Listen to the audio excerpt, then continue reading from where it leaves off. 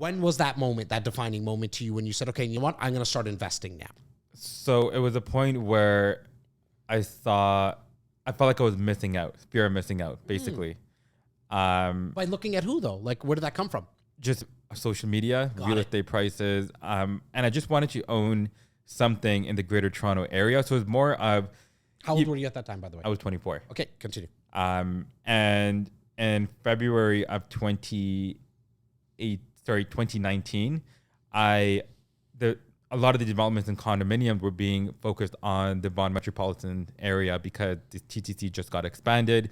So we had I don't even remember the name, but there were so many going on in that area. So I just offered on pre-construction. I did a lot of those though. So probably Transit City, it could have been. Transit Cities, and the Menkes had one. Mobilio Menkes has a festival. Yes. Okay. There was Mobilio condos. Mobilio, that's the other one. That was just north of 407. So that's the one that I did. Okay. 2 bedroom. So you invested into a pre-con. I did, but I backed out during that cooling period. Got it. Continue. Okay. Sorry. Go. So I did it because I thought I really wanted the top corner unit, 2 bedroom, 2 bath. I could have got a 1 bedroom or a bachelor because that's what I could have afforded.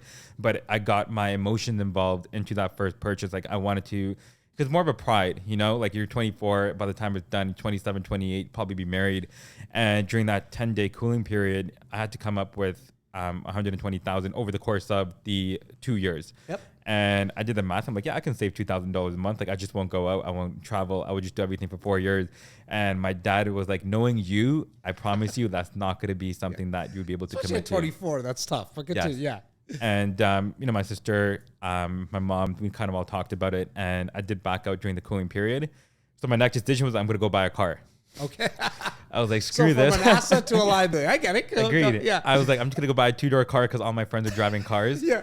Let me just do that. So I actually went to buy a car, a private sale. I met up with the seller and I had a line of credit that I had and I'm going to use that to buy that car and I'm just going to pay it off. Screw life. Let me just enjoy my life, live in the moment, and I'll figure it out when that time comes.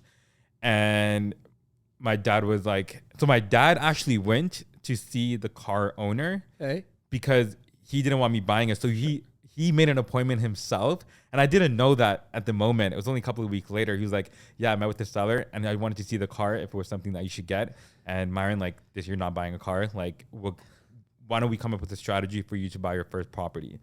And I was like, because my parents just bought a new house then. My sister just got married a couple of years ago and my brother just bought his first investment property in St. Catharines. So, but that was just more of a buy and hold, no strategy, no nothing. And I only had $10,000 saved up. So I told my parents that, why don't you guys lend me money for closing as gift funds and I will pay you guys back with a line of credit.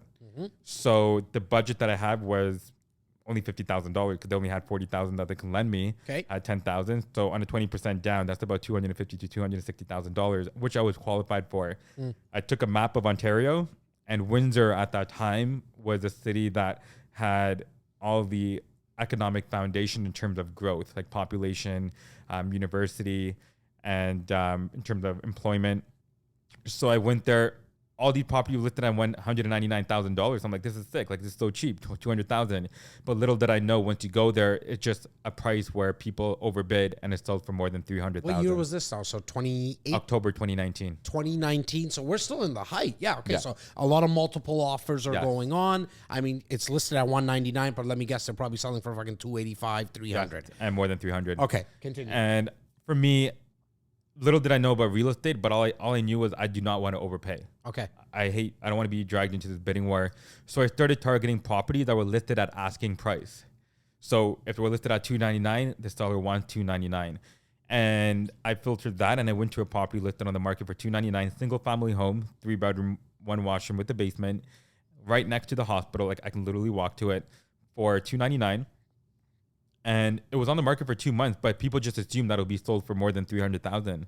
And I negotiated with my dad, brown mentality, like Hey, bro, we filter. Negotiate over fucking apples back home, and I love that shit. You just put a random amount. So 100. I felt like we weren't going to get What did you put? I'm curious. I was like, so $299. Do you kind of like at $290? Oh, that's not bad. Okay. My dad was like, we'll go at $225. I'm like, oh yeah, your dad will. Okay, got it. Okay. And I'm like, I'm not going to be embarrassed, but. My dad was like, you know what? Let's go in with that. He's old school mentality. Old school. Yeah. So he went at $250. Yeah. And we went back and forth, and we came in at 257,500. The seller was from Vancouver, and we got it 20% down, 3-week closing. So my parents gave me 40 grand. I put the 10, bought it, and I used my line of credit to pay my parents off. Okay. So now I had a line of credit, but the value of the property was 300,000. So, but I didn't get qualified for that. So I didn't have the right network in terms of mortgage agents, but I had to find a tenant. Now, I know you put it on, this was with Darren Burrows. You said that how you like to put slightly lower than the market rent because you want to get the best tenant. Well, I want to cherry pick the best tenant possible. Yeah. Me being a 24-year-old, I was trying to get the maximum rent that I could get. So the market rent was 1,800. I was trying to get 2,000 a month. Yeah. And that first tenant did not pay rent. They were selling drugs out of the house. Then COVID hit 3-4 months later. Could not drive to Windsor, and now I was paying for the property. The mortgage was only $800. I was living at home at that time, so it was manageable. I can't imagine if it was a GTA investment, but I did learn a lot through that due diligence period. I knew that, okay, like I didn't ask for a lot of the things I should have asked. And then I started looking in terms of what the process was to get a tenant out, and I would not have learned that had I not been in that situation. I want to go back first.